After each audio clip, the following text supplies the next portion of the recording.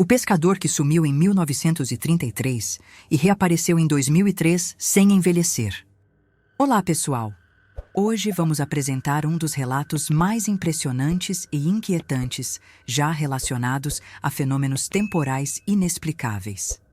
Ele envolve o desaparecimento de um pescador mexicano no ano de 1933 e seu reaparecimento com a mesma aparência e idade 70 anos depois em pleno centro de Nova York, no ano de 2003. Trata-se de uma narrativa que atravessa décadas e continentes, marcada por mistério, silêncio oficial e testemunhos que desafiam as leis da física. Durante muito tempo, esse caso permaneceu oculto nos arquivos mais sigilosos de instituições governamentais, até que uma enfermeira aposentada decidiu quebrar o silêncio e contar tudo o que viu, inclusive aquilo que ninguém deveria saber. O nome do pescador era Carlos Hernández. Ele e o irmão Miguel viviam em uma vila costeira extremamente simples, na região que muitas décadas depois viria a se transformar na cidade turística de Cancún. Na época, a área era apenas um pequeno agrupamento de casas de madeira com telhados de palha, cercado por mata fechada e banhado por águas mornas do Mar do Caribe. Não havia hotéis, nem estradas asfaltadas e a presença do governo era praticamente inexistente. As famílias ali sobreviviam da pesca artesanal e os irmãos Hernández haviam herdado do pai uma modesta embarcação de madeira, batizada de La Esperança. Era com ela que saíam diariamente em busca de peixes para vender e alimentar os vizinhos. Na madrugada de 15 de março de 1933, Carlos e Miguel partiram antes do amanhecer, como faziam sempre. Navegaram cerca de 2 quilômetros mar adentro, em direção a um ponto que Carlos havia identificado como promissor para a pesca. A maré estava calma, o céu límpido e a primeira luz do sol tingia o horizonte de tons dourados. Às 6h45, Carlos posicionou-se na proa e preparou as redes, enquanto Miguel ajeitava os equipamentos de pesca na parte traseira da embarcação. Por alguns segundos, Miguel desviou o olhar para dentro do barco. Quando voltou os olhos para a proa, Carlos havia simplesmente desaparecido. Não houve barulho, nem queda visível, nenhum respingo na água, nenhum movimento abrupto. Miguel correu até a frente do barco e chamou pelo irmão em pânico. Pulou na água, mergulhou várias vezes e vasculhou o entorno em um raio de muitos metros. Gritava o nome de Carlos repetidamente, com a voz embargada. Após mais de 1 hora de buscas infrutíferas, Miguel retornou ao povoado em estado de desespero. A notícia se espalhou rapidamente entre os poucos moradores locais. Durante os 5 dias seguintes, praticamente toda a comunidade, com apoio de pescadores vindos de outras ilhas como Cozumel, participou das buscas. Mas nenhum vestígio foi encontrado. Nem corpo, nem roupa, nem objeto algum. As autoridades locais, com poucos recursos e experiência, registraram oficialmente a morte por afogamento. Alegaram que as correntes marítimas haviam levado o corpo para longe. No entanto, a população local não se convenceu. As águas estavam tranquilas e a embarcação próxima à costa. Os rumores começaram a circular. Alguns moradores afirmavam ter ouvido gritos vindos da casa dos irmãos na noite anterior. Outros insinuavam que Miguel e Carlos teriam discutido. Miguel, já abalado, negou todas as insinuações, mas passou a ser olhado com desconfiança por parte dos vizinhos. Carregado por culpa e tristeza, abandonou a pesca e passou o resto da vida isolado, até morrer em 1971. Com o passar dos anos, o caso foi sendo esquecido fora da vila, até desaparecer por completo dos registros públicos. Mas o improvável aconteceu. No dia 3 de fevereiro de 2003, um policial de Nova York foi chamado para atender uma ocorrência incomum próximo à base da ponte do Brooklyn, em plena madrugada gelada. Encontrou um homem desacordado, molhado até os ossos, com roupas antigas e mal conservadas. As vestimentas chamaram a atenção. Calça de algodão grosso, camisa de linho, sapatos rústicos, todos compatíveis com a década de 30. Levado com urgência ao Hospital Bellevue, os médicos constataram sinais de hipotermia severa, mas nenhum ferimento aparente. O exame da água presente nas roupas trouxe o primeiro choque. Apesar do homem ter sido encontrado às margens de um rio de água doce, os tecidos estavam encharcados com água salgada. Mais do que isso, a composição química da água indicava origem no Caribe, com alta concentração de determinados micro-organismos e sais característicos da costa de Quintana Roo, no México. Isso por si só já tornava o caso um enigma. Mas ficou ainda mais estranho quando o homem acordou. Em espanhol arcaico, perguntou com voz confusa: "Onde está meu irmão Miguel?" E logo depois: "O que aconteceu com La Esperanza?" Os enfermeiros pensaram que se tratava de um morador de rua com transtornos mentais. Ao se identificar como Carlos Hernández, pescador mexicano, o hospital acionou o Departamento de Imigração. Foi aberto um inquérito preliminar. Quando os dados fornecidos foram verificados, descobriu-se que, de fato, um homem com aquele nome havia desaparecido em 1933, exatamente nas condições que ele descrevia. Mas o impensável logo surgiu. Carlos aparentava ter pouco mais de 30 anos. Sua saúde estava em perfeito estado, sem sinais de envelhecimento, doenças ou deterioração natural do corpo. Para os investigadores, havia apenas duas hipóteses. Ou era uma farsa incrivelmente bem montada, ou algo fora do comum havia ocorrido. Diante da estranheza do caso, Carlos foi transferido para uma ala psiquiátrica especial no Hospital Creedmoor, no Queens. Lá, seria avaliado pelo psiquiatra Michael Stevens, especialista em transtornos de identidade e delírios dissociativos. Esperava-se encontrar um impostor, ou, no mínimo, alguém com distorções graves da realidade. Mas o relatório do Dr. Stevens surpreendeu as autoridades. Carlos não demonstrava sinais de delírio, confusão ou mentira. Sua narrativa era coesa, seus relatos detalhados e sua percepção de mundo condizia perfeitamente com alguém vindo da primeira metade do século XX. Nenhuma incongruência foi identificada em suas falas. Carlos falava sobre ruas de terra batida, descrevia casas de pescadores demolidas há mais de 50 anos, mencionava nomes de moradores já falecidos antes da década de 50 e detalhava festas e tradições esquecidas. Citava embarcações, rituais religiosos e até episódios climáticos registrados em arquivos históricos locais. Seu vocabulário era peculiar, cheio de expressões fora de uso desde os anos 40. Os termos usados para se referir a objetos comuns, como lamparina de querosene ou cordame de sisal, deixaram os médicos impressionados. Tudo indicava que ele não estava interpretando um papel, mas realmente vinha de outra época.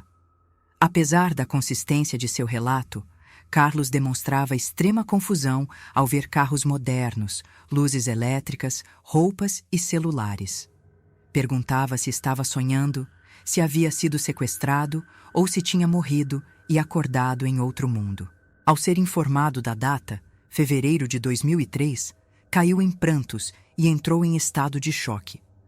Após algumas horas de calma, recuperou-se parcialmente, mas ficou visivelmente abalado. Nas 48 horas seguintes, o Dr. Stevens e sua equipe o acompanharam de perto. Foi então que algo absolutamente estranho e repentino aconteceu, mudando completamente o rumo da história. Sem qualquer sinal prévio, Carlos deixou de reagir. Não falava, não comia, não respondia a estímulos. Seus sinais vitais permaneciam estáveis, mas ele parecia desligado do mundo ao redor. A equipe médica não encontrou causas clínicas para o fenômeno. Não havia lesões, nem danos neurológicos detectáveis. Era como se sua mente tivesse se desconectado da realidade. O estado foi classificado como catatonia profunda, uma condição psiquiátrica rara e de difícil explicação. A partir daquele momento, o caso deixou de ser apenas um mistério e passou a despertar o interesse de esferas ainda mais obscuras da autoridade. No próximo trecho da história, os acontecimentos tomam um rumo ainda mais inquietante. O hospital começa a receber visitas de indivíduos misteriosos, sem identificação oficial, portando equipamentos desconhecidos. A presença dessas figuras marca o início de um encobrimento que envolve tecnologia incompreensível, protocolos secretos e silenciamento de testemunhas. Patricia Williams, uma enfermeira com décadas de serviço, será a única voz a se levantar contra o apagamento desse caso da história. Mas tudo isso será revelado apenas na segunda parte desta história. Os primeiros sinais de que algo incomum estava para acontecer surgiram na madrugada seguinte ao início do estado catatônico de Carlos. 3 homens chegaram ao hospital Creedmoor sem aviso prévio. Vestiam ternos escuros impecáveis, não exibiam crachás visíveis, mas foram imediatamente atendidos pela direção do hospital. Alegaram pertencer a uma agência federal ligada à Segurança Nacional e apresentaram documentos confidenciais que lhes garantiam acesso irrestrito ao paciente. A equipe médica, sob protesto, foi retirada da ala. Desde então, toda a rotina de Carlos passou a ser monitorada por esses homens, que vinham sempre no mesmo veículo preto, sem placas. Os equipamentos que carregavam pareciam fora do tempo. Pequenas caixas metálicas com painéis luminosos, sondas silenciosas que emitiam frequências inaudíveis e displays que mostravam padrões geométricos em constante mutação. A ala psiquiátrica foi esvaziada por completo, e Carlos, mesmo em estado catatônico, era submetido a sessões com essas máquinas em horários fixos. A direção do hospital limitou as informações aos funcionários, justificando as mudanças como parte de um protocolo de emergência federal. Mas a enfermeira Patricia Williams, com mais de 20 anos de casa, sentiu que havia algo profundamente errado e decidiu vigiar discretamente os visitantes. Certa noite, por volta das 2h20 da madrugada, Patrícia conseguiu se aproximar da sala onde Carlos estava sendo tratado. Observou por uma pequena abertura na porta e viu o impossível. Carlos estava acordado, olhos fixos nas figuras diante dele. Conversava fluentemente, mas suas palavras soavam desconexas. Mencionava estruturas que existiam fora do tempo, falava sobre cidades flutuantes e descrevia portais de membrana líquida pelos quais teria atravessado. Também fazia referência a datas incompatíveis com qualquer calendário terrestre, sugerindo que havia estado em um lugar onde a passagem do tempo obedecia a outras leis. A expressão dos homens era impassível, como se tudo fosse rotineiro. Na manhã de 15 de maio de 2003, os registros do hospital indicaram oficialmente o falecimento de Carlos Hernandes. O laudo apontava falência neurológica em decorrência do estado catatônico, e a cremação teria ocorrido poucas horas depois. Mas Patricia Williams jurou ter visto outra cena. Segundo ela, naquela madrugada, os mesmos 3 homens deixaram o hospital empurrando uma maca coberta por um lençol branco. Ao se aproximar discretamente da janela lateral, viu a forma sob o tecido se mover sutilmente, como alguém sedado, respirando com dificuldade. Minutos depois, o veículo preto partiu em silêncio. Patrícia nunca mais viu Carlos. Ao tentar registrar o ocorrido, Patrícia foi surpreendida pela administração do hospital. Disseram que ela não havia trabalhado naquela noite. Seu turno constava como encerrado às 22 horas e nenhuma assinatura sua aparecia nas folhas de plantão. Fotos do sistema interno de segurança daquele período haviam sido apagadas.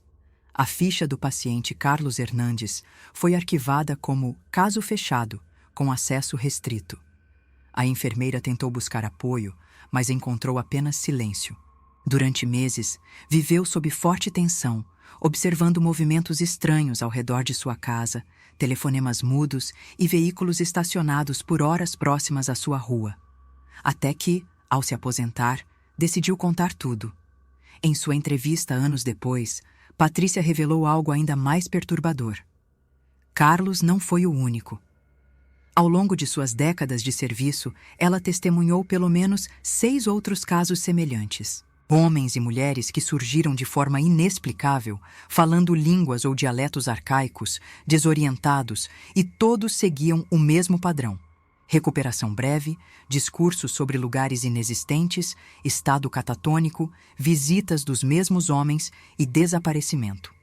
Para ela, havia uma organização secreta operando sob o disfarce de segurança nacional, com acesso à tecnologia que desafiava a lógica humana. Algo ou alguém controlava a entrada e saída dessas pessoas em nosso tempo.